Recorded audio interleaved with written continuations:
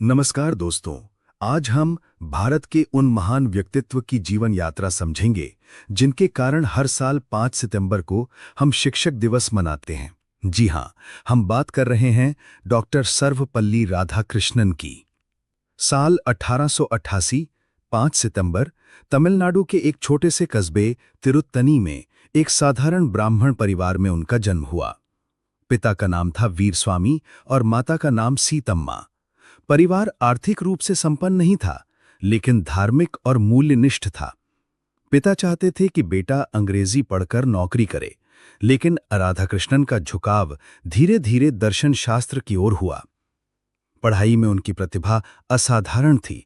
उन्हें छात्रवृत्ति मिलती रही और इसी सहारे उन्होंने मद्रास क्रिश्चियन कॉलेज से दर्शन शास्त्र में पढ़ाई पूरी की। कल्पना कीजिए, एक साधारण परिवार का लड़का केवल 20 साल की उम्र में कॉलेज में लेक्चरर बन गया। यहीं से उनकी यात्रा शुरू हुई, एक शिक्षक की यात्रा।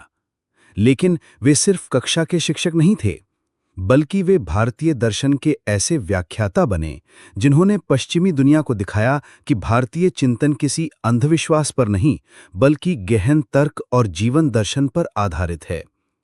उन्होंने वेदांत, उपनिषद और गीता को नए दृष्टिकोण से समझाया और पश्चिम को बताया कि भारत का दर्शन केवल प्राचीन ग्रंथों तक सीमित नहीं, बल्कि आधुनिक समस्याओं का भी समाधान प्रस्तुत करता है। उनकी किताबें Indian philosophy, the philosophy of Upanishads और eastern religions and western thought ने उन्हें विश्व स्तर पर ख्याति दिलाई। धीरे धीरे वे भारत के बड़े विश्वविद्यालयों में पढ़ाने लगे। मैसूर, कलकत्ता, अलीगढ़, बनारस और फिर ऑक्सफोर्ड यूनिवर्सिटी, इंग्लैंड।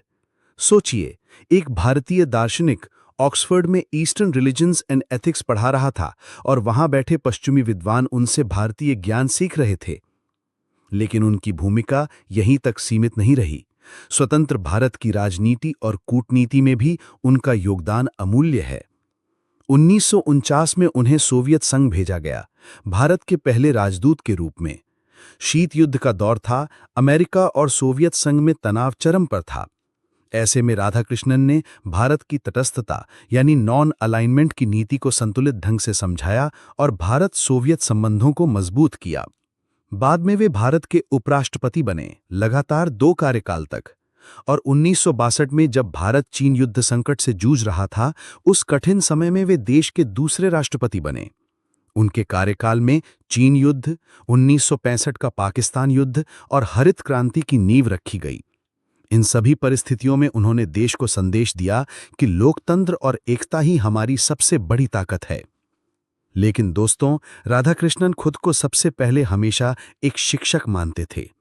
जब उनके छात्रों और मित्रों ने कहा कि हम आपका जन्मदिन धूमधाम से मनाएंगे, तो उन्होंने मुस्कुराकर कहा, यदि आप मुझे वास्तव में सम्मान देना चाहते हैं तो मेरे जन्मदिन को शिक्षक दिवस के रूप में मनाइए। और तभी से पूरा भारत 5 सितंबर को शिक्षक दिवस के रूप में मनाने लगा। उनके योगदान के लिए 1954 में उन्हें भारत का सर्वोच्च नागरिक सम्मान भारत रत्न प्रदान किया गया। अंतर्राष्ट्रीय स्तर पर भी उन्हें कई विश्वविद्यालयों ने मानद डॉक्टरेट दी और संयुक्त राष्ट्र ने भी उन्हें शांति पुरस्कार से सम्मानित किया। 1967 में उन्होंने राष्ट्रपति पद से विदाई ली और लेखन, चिंतन और विद्यार्थियों को प्रेरित करने में अपना समय दिया।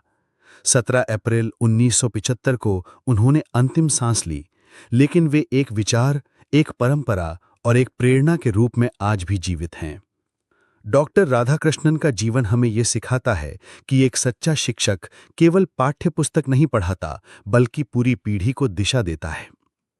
अगर आपको वीडियो पसंद आए हों तो चैनल को सब्सक्राइब करें तथा अपने दोस्तों के साथ शेयर करें। मिलते हैं अगले वीडियो में। धन्यवाद।